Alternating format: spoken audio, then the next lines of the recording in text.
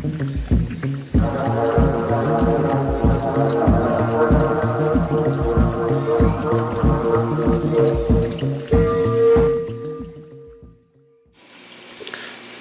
you're not in the wrong video. This is a building Predator Bay video, but I thought I would start off by showing you who the tank is being built for. Kind of give you an idea of what my inspiration is for building something so big. I know that people out there who are like me have fish basements or fish galleries or garages or fish barns or simply have multi-tank addiction or fish room fever.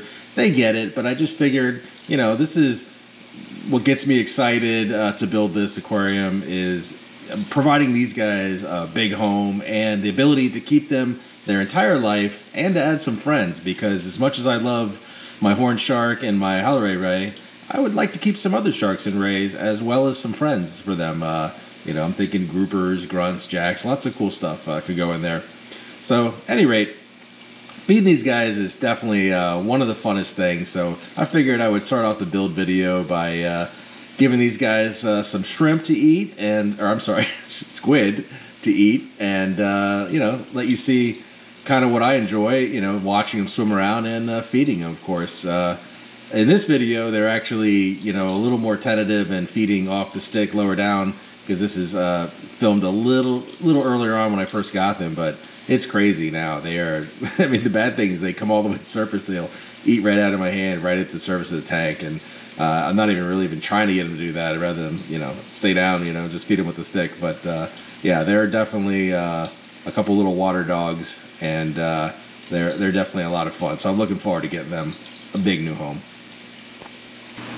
All right, as you saw from the feeding of the shark and the ray, and see behind me, a huge reason for making Predator Bay is my shark and ray and future sharks and rays and friends that I want to keep.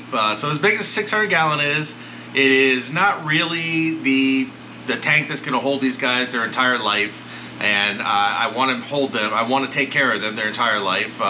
Real quick, back in '97, I had my first shark. It was a leopard shark.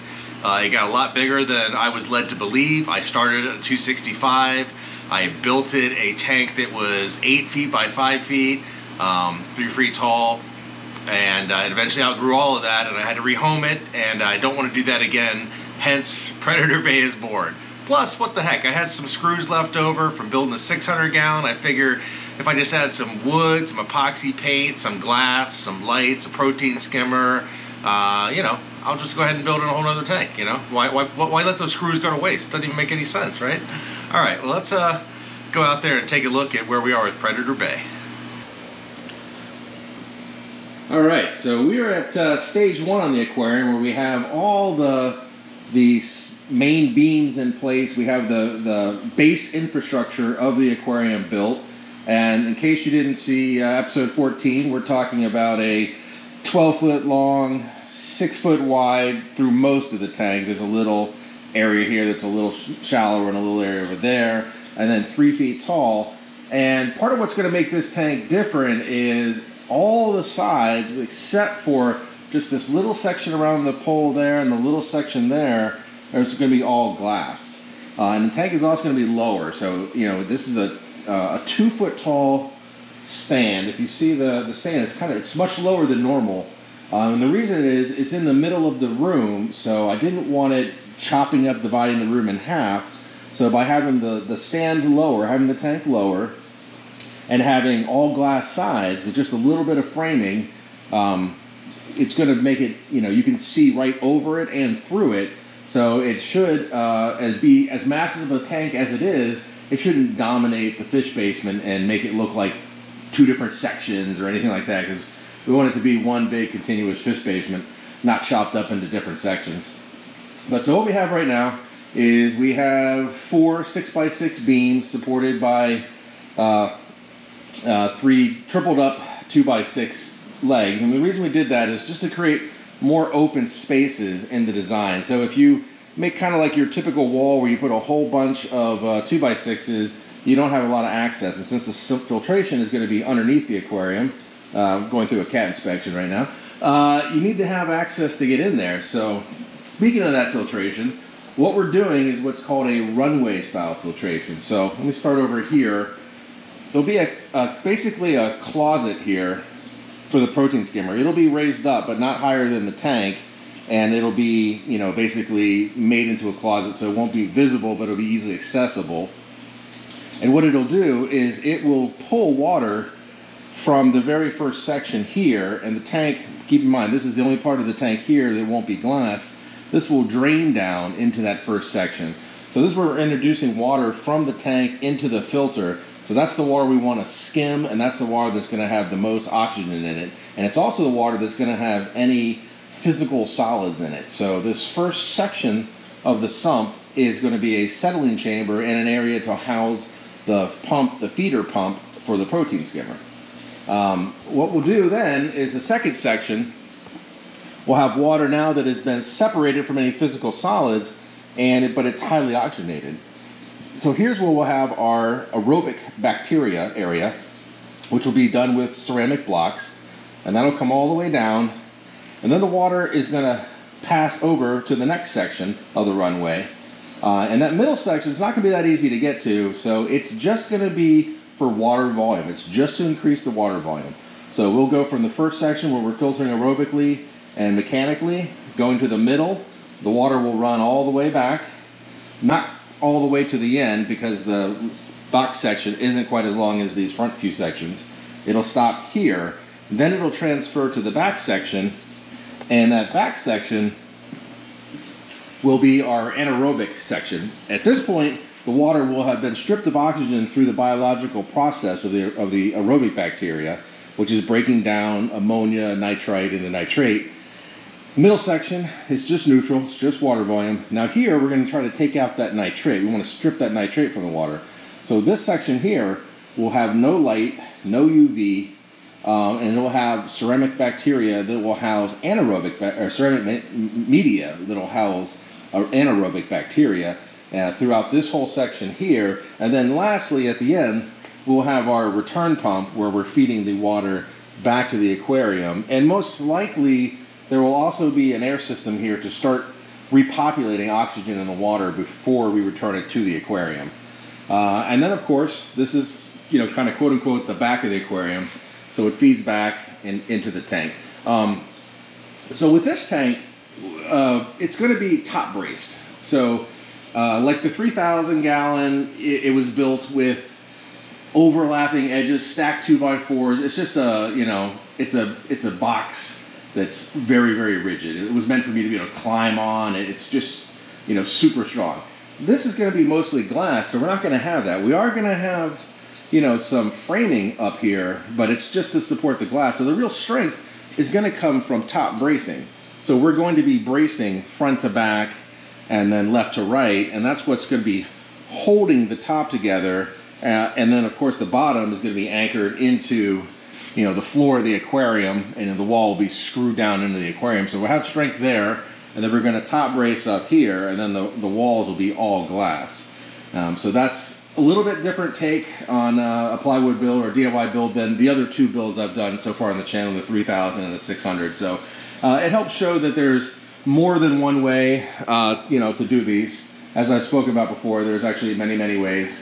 And there's just choices you make. So, for example, I needed wider spans so that I could access the filtration. So I had to triple up supports and use larger beams to cover more spans. So if I wanted to use less material, let's say my filtration was not underneath here, and it was somewhere else like in a room, support room or whatever, I could build this completely differently. But this is in the middle of the aquarium basement, so it needs to have everything it needs right here in the middle. So that's what we talked about. We have the tank here, we have the filtration underneath, and what do we need to do? We needed to bring power. So I went ahead and had a new line run out, so we now have power in the ceiling, and then I can run the cord down this beam here, inside of a conduit, of course, to make it look nicer, and then mount a power strip under here, which I can feed power to the tank. And then, like I was showing you, the protein skimmer is also here, but what will happen is it'll be elevated up, so it'll have a drainage bucket underneath, and then there'll be a skin on the outside of the aquarium. Like, you won't be able to see underneath. There'll be detachable skin all around the bottom. So it'll look like, you know, I mean, well, kind of like that, you know, just be like covered. Not necessarily doors like that, but maybe panels like on the side, just covered. And that'll be the same case here with the protein skimmer. So if you keep in mind, the tank will be 5 feet tall, so as we come up, you know, we'll build a cabinet here, or a closet, excuse me, for the protein skimmer, and then that can live in the closet to keep the, you know, the eyesore down, the sound, but be easily accessible where you just open a door and you take out like the skim bucket, or you take off, you know, the skim top to clear it out. So that's the gist of the aquarium, the basic design. And as you can see right now, we just have the supports, and the next steps here are to start doing the cross bracing. So there will be cross bracing all across in between these beams. It will both help additionally lock them together, but what it is for is to support the 3/4 inch birch plywood floor of the aquarium.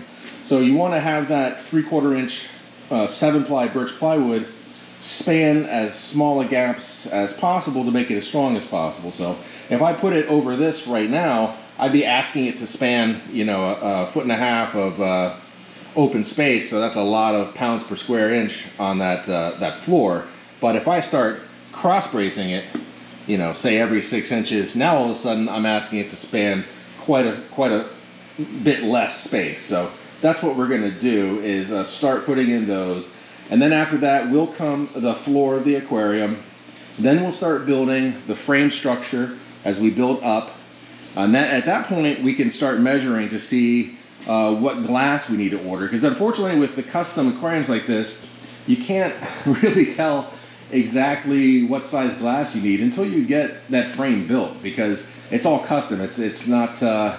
I mean, I could take a stab at figuring it out, but it's not worth the risk, because, you know, you don't, obviously if it's too big, that's a major problem with tempered glass. You're not cutting it down. It's also expensive. So you don't want to do that. So you basically need to build that frame, and then once you get that, you can put the order in for the glass while you work on, you know, fiberglassing and the pond armor and all that good stuff.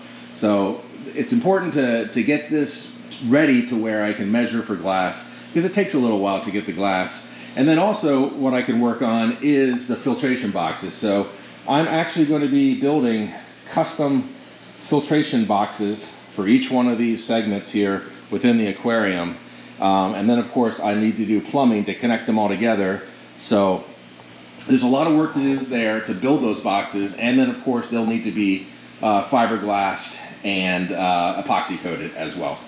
And so those will be the next. So the next step is going to be the cross framing, and then the plywood base of the aquarium, then the top framing of the aquarium, and then while I'm waiting for the glass, I'll work on the filter boxes and all of that good stuff.